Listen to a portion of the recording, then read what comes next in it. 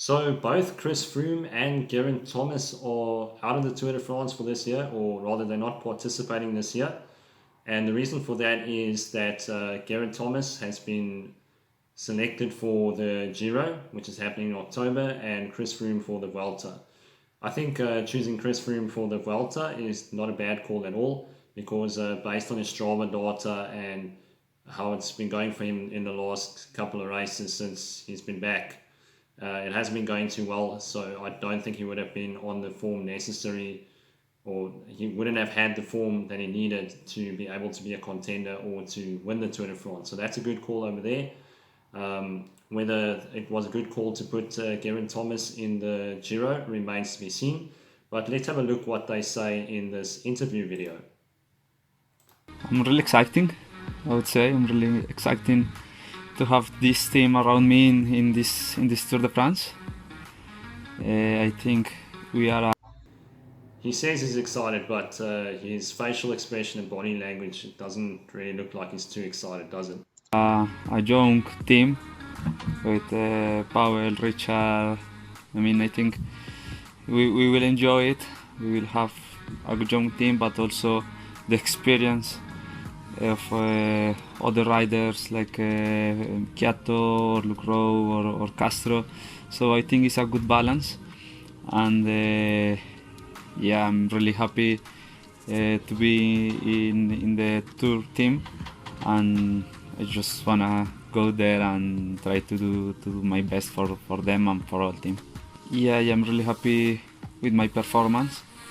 I think I did a good work in Colombia, so I'm really happy. Yeah, and if you have a look on his Strava, you can see for the month of June, he really smashed it. He did I think it was 123 hours of training. So his endurance is really good for the Tour. Unfortunately, he had a bit of a back injury in Route d'Occitane, or d'Occitanie, as the French used to say, and he had to abandon because of that. So hopefully he'll be good by the Tour. I think he'll be okay. He just needs to rest up. With my performance right now, it's a bit strange to not have G and Froome in the Tour, but I'm really excited to see what. Yeah, I think he would have liked to have G and Froome as backup in the Tour for sure. What will do G in this Giro d'Italia? I think is a really good Giro for him with this 3-time trial. So I think he can gain some time there and then try to defend in the big mountain. So also in the Vuelta, who knows? Maybe I can go there and just try to help Froome.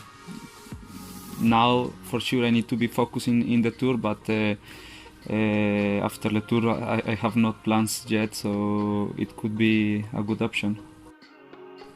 It seems like Geraint and Bernal and Froome are on good terms with each other, but it could also just be to keep it positive for the media. Feels like it's back to some sort of normality with the team and racing and everything, and it's nice to finally just have a firm plan in place and know exactly what I'm doing, and try and sort of get some sort of positive out of. Although G looks a bit gutted, I think he would have liked to have done the Tour de France this year. 2017, I was in great shape, kind of similar form to what I was in 18 when I won the Tour, and the Giro ended badly that year with a crash, and it's something that I've always wanted to go back to.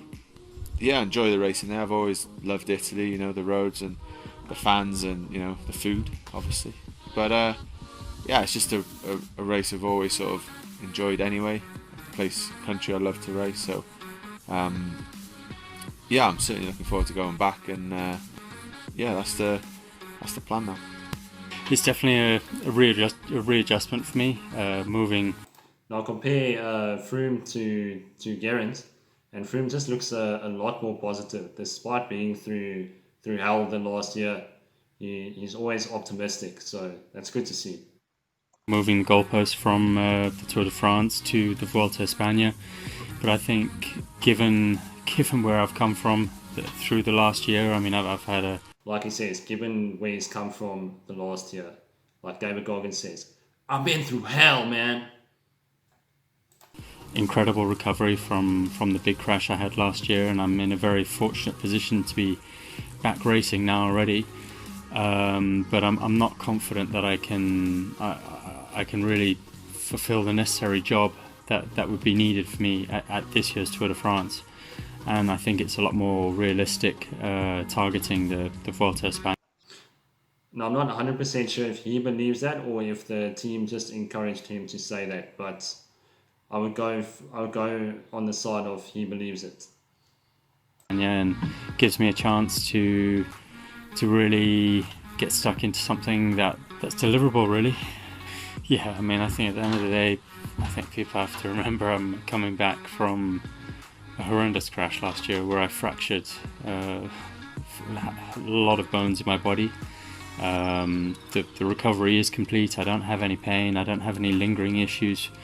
But certainly, I mean, that was a big knock to me, and I think I'm still coming back to that full level of fitness at the moment. Yeah, that crash was insane. It's a miracle that he's actually back on his bike and he's still riding, let alone racing and training at a high level. So it's amazing to see how he's recovered from that. Pretty crucial steps in terms of moving my progression towards being able to win a race again, and hopefully that will all come together for the Vuelta a España. I mean, it's great for me now to have that clarity, to know that will be my big goal for the season, and I really do just wish the team all the very best of luck for the month ahead. The racing's going to be brutal, but I have every faith in Egan and the team around him that they can deliver the result. So he doesn't seem upset at all that he's not racing the Tour de France. So that's a good indicator that he's teed up for the Vuelta a España. So he's got clarity now and he's set on that. So I think he's going to do well there. And Egan Bernal, I reckon he's going to win the Tour this year. It will actually, the real question is who is going to upset Egan Bernal in this year's Tour de France.